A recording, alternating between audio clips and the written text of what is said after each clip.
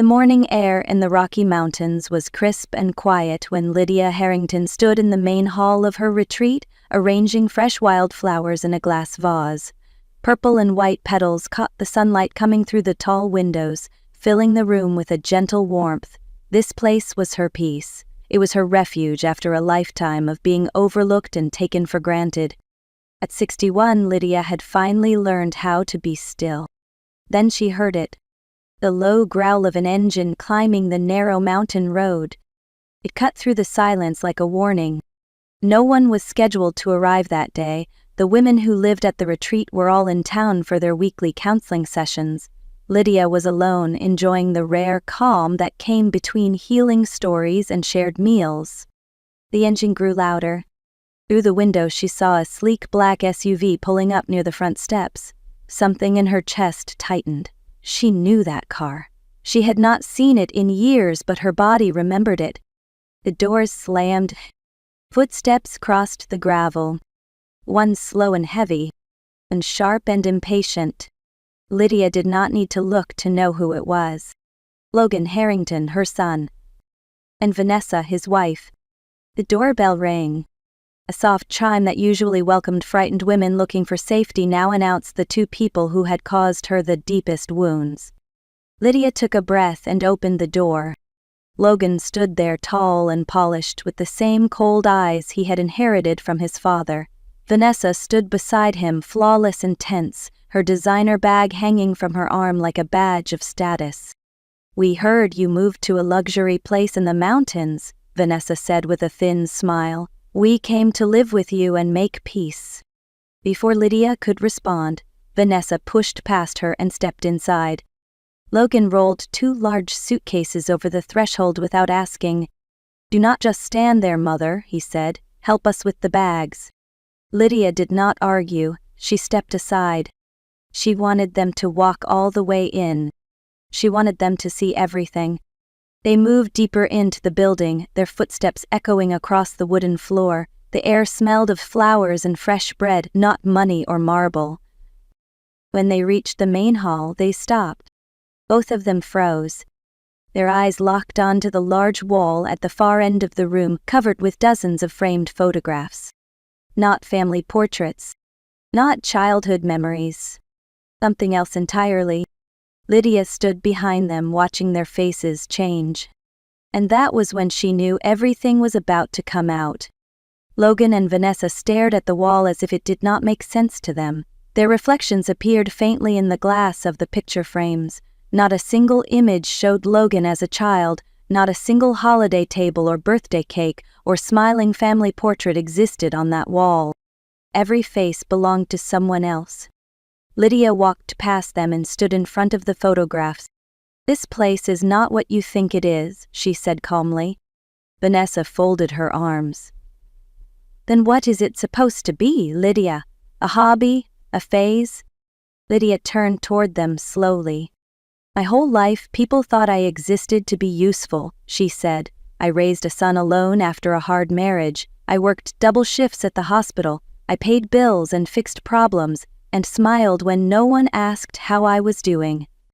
Logan shifted uncomfortably but said nothing.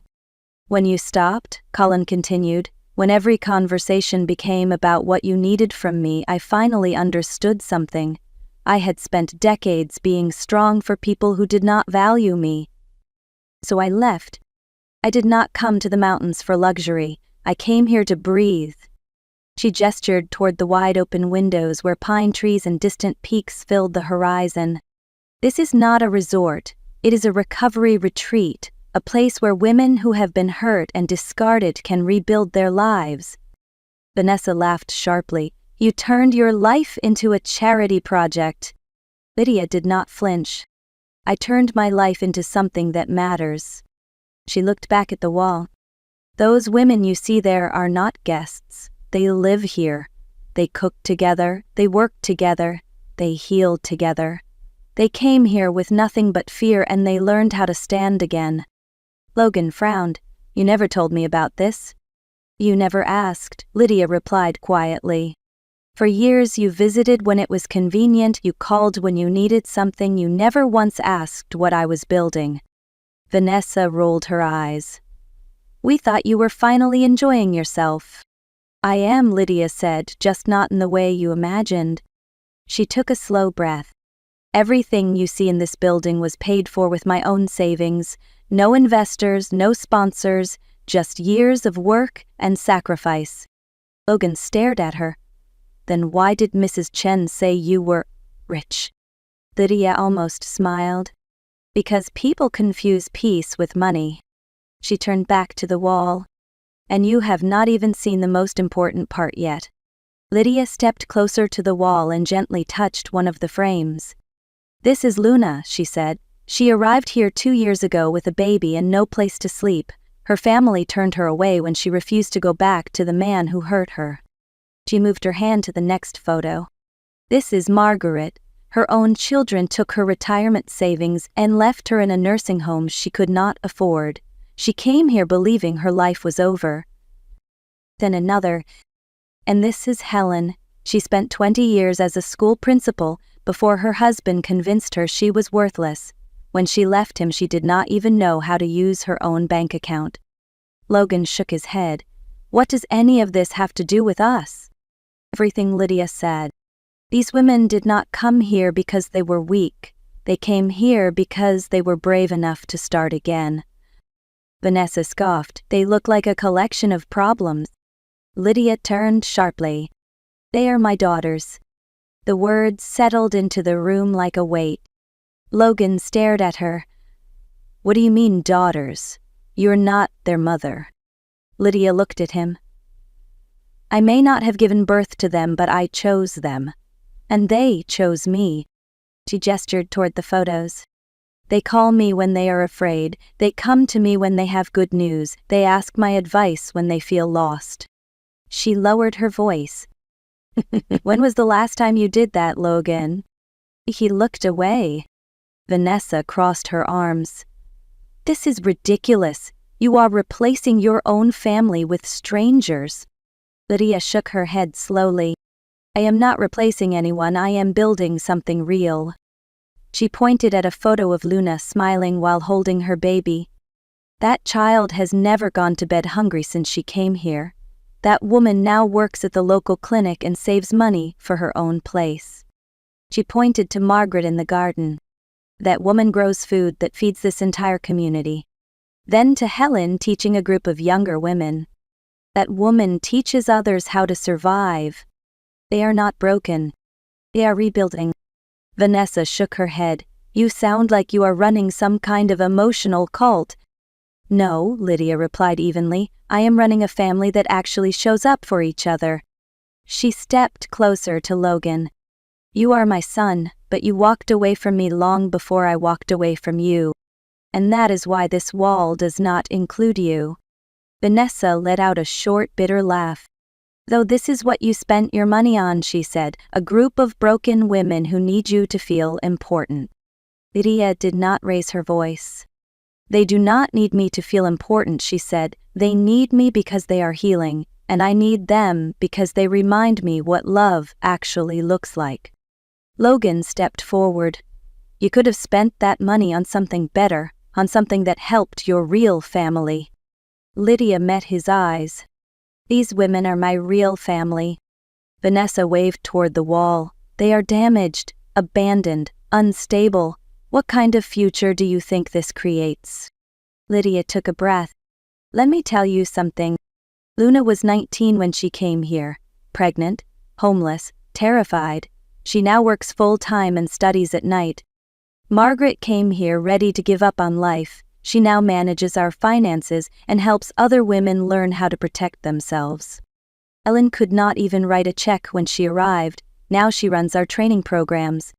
That is the future we create here. Logan looked uncomfortable. But that does not make them your daughters. It makes them family, Lydia said. Vanessa narrowed her eyes. So you would choose them over us? Lydia nodded. Every day. Logan raised his voice. You are letting these people use you. Lydia stepped closer. They do not use me. They contribute, they work, they give back, they respect me. She paused. You never did. The room went quiet. Logan opened his mouth but nothing came out. Vanessa scoffed. "You are being dramatic." "No," Lydia said calmly. "I am being honest. You come here after years of silence and judgment. You walk into my home and insult the people I love. You do not see them as humans. You see them as failures. That tells me everything."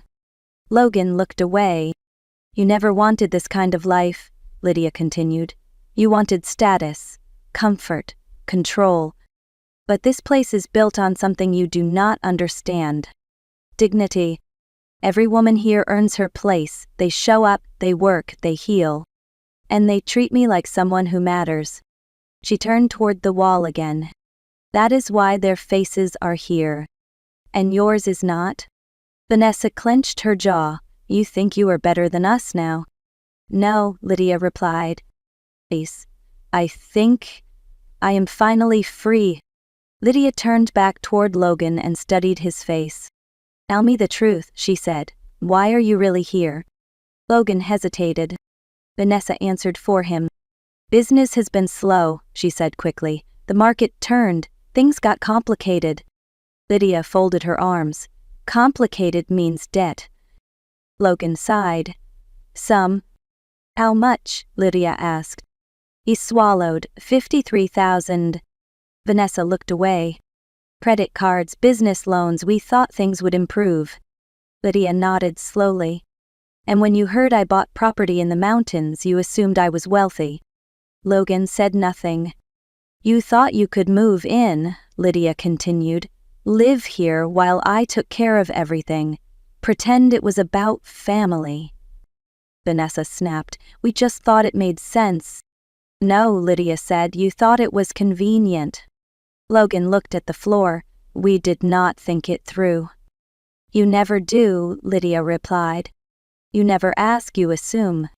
She took a slow breath. Do you know what the women here do when they need help?" "They ask." "They do not arrive with suitcases and expectations. They do not walk into someone else's life and demand space. They come here with honesty. 'I have nothing, I am afraid, I need help.' That is how healing begins." Vanessa scoffed. "We are not like them." "That is the problem," Lydia said. "You are not willing to admit when you are broken." Logan rubbed his face. "We thought you had more." "I have exactly what I need," Lydia replied. "And you came here to take it?" The silence between them grew heavy. Outside the window, Lydia saw women walking back from town laughing together. That was what Logan and Vanessa never understood. This place was not built on money. It was built on truth. Lydia took a step forward and spoke with calm clarity. "You have two options." Logan looked up. "What options?" "You can stay here," Lydia said, "but not as guests, not as entitled family. You will live the same way everyone else does. You will share a small cabin, you will help cook and clean, you will attend financial counseling, you will work in the garden or the workshop. You will rebuild your lives honestly." Vanessa stared at her. "You want me to scrub floors." "I want you to contribute," Lady replied. "This place is not a hotel, it is a community. No one here gets special treatment." Logan looked uncertain. "And if we say no?" "Then you leave," Lydia said. Vanessa laughed sharply. "You would throw out your own son?" "I would refuse to let anyone poison what I built," Lydia answered. She gestured around the room. "These women came here with nothing. They show up every day, they work for their future. You came here with debt and entitlement. If you stay, you earn your place. If you leave, you take responsibility for your choices." Logan looked at Vanessa. Vanessa's face showed pure disbelief. "This is insane," she said. "You are asking us to live like charity workers." "No," Lydia said, "I am asking you to live like adults. People here wake up at 6, they prepare meals together, they clean, they learn, they grow. No one is served, everyone contributes." Logan swallowed. "We just need time." "Time is not what you need," Lydia said. "You need humility." The room felt tight with tension. From outside, voices drifted closer. The women were returning. Lydia looked at Logan and Vanessa. Decide carefully. Because the moment those women walk through that door, you will see exactly what family looks like. The front door opened and the sound of voices filled the hall. Luna stepped inside carrying her young daughter on her hip. Her face lit up when she saw Lydia. "We brought fresh bread," she said happily. She stopped when she noticed Logan and Vanessa. "Oh, I am sorry," she said softly. "I did not know you had visitors." Logan barely looked at her. "So this is one of them," he muttered to Vanessa, "one of the burdens?" Luna froze. The word struck her like a slap. Lydia turned sharply. "Logan, stop." But he kept going. "Your mother has built her life around women who cannot even take care of themselves," he said. "It is pathetic." Luna pulled her child closer. That was when Margaret stepped in. At 70, she was small but strong. "You will not speak to her like that," she said firmly. Vanessa scoffed. "Who are you?" "Someone who belongs here," Margaret replied. Ellen joined them. "These women work harder than anyone you have ever known," she said. Logan laughed bitterly. "You are all just using my mother." Lydia stepped forward. "Now," she said quietly, "you are the one who came here expecting to be taken care of." Vanessa's face twisted with anger.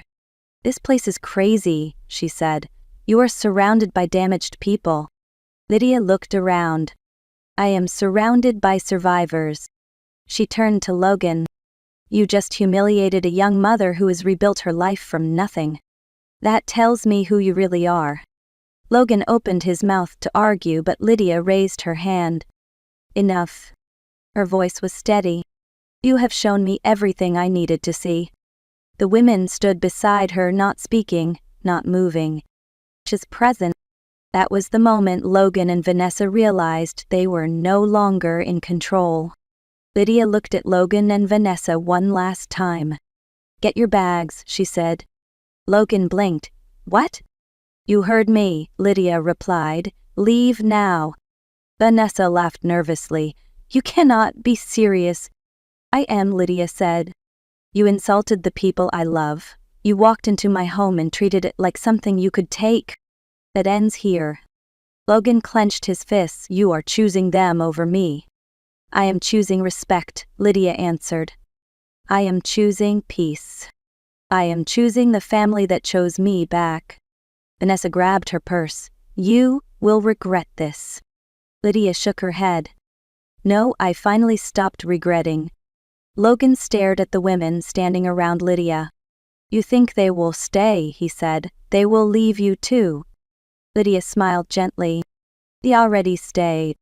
They turned toward the door. The sound of their suitcases rolling away echoed through the hall. When the door closed behind them, the room felt lighter. Luna stepped closer to Lydia and took her hand. Margaret and Helen moved beside her. No one cheered. No one spoke. They did not need to. The storm had passed. And the family remained. 2 years passed. The mountain retreat that Lydia Harrington built with her own hands had grown beyond anything she imagined. There were now 12 small cabins instead of 6. The gardens stretched across the hillside, feeding not only the women who lived there but families in the nearby town. Luna was no longer the frightened young mother who arrived with nothing. She was a licensed nurse working at the local clinic. Her daughter ran through the grass, laughing without fear. Margaret managed the finances, teaching women how to protect themselves. Helen trained new residents, showing them how to rebuild their confidence. One morning, Lydia received a message. Logan. He wrote that he was in therapy, that his marriage had ended, that he finally understood what he lost. Lydia read it slowly. Then she deleted it. Not out of anger. Out of peace. She had built something that no one could take away. A real family. Later that day, a young woman arrived with a note from Luna. It said, "Tell Lydia Harrington thank you, she saved my life." Lydia welcomed her inside. The cycle continued. Healing created healing. Love created more love. The mountain air carried laughter across the property. And Lydia knew she had won in the only way that truly mattered. People think revenge means watching someone else suffer. But the real revenge is building a life they can never touch. Lydia Harrington learned that family is not who shares your blood. It is who stands with you when you are vulnerable. It is who respects your boundaries. It is who shows up without needing to take something. Logan and Vanessa came looking for money and control. They left with nothing. Lydia stayed with everything that mattered. A peace, purpose, people who loved her for who she was. If this story moved you, then it probably touched something real. Because many of us know what it feels like to give everything to people who only take. Tell me in the comments, where are you watching from? And what would you have done in Lydia's place? Do not forget to like and share this story with someone who needs to hear it. And subscribe to The Art of Revenge for more stories about boundaries, strength, and quiet justice.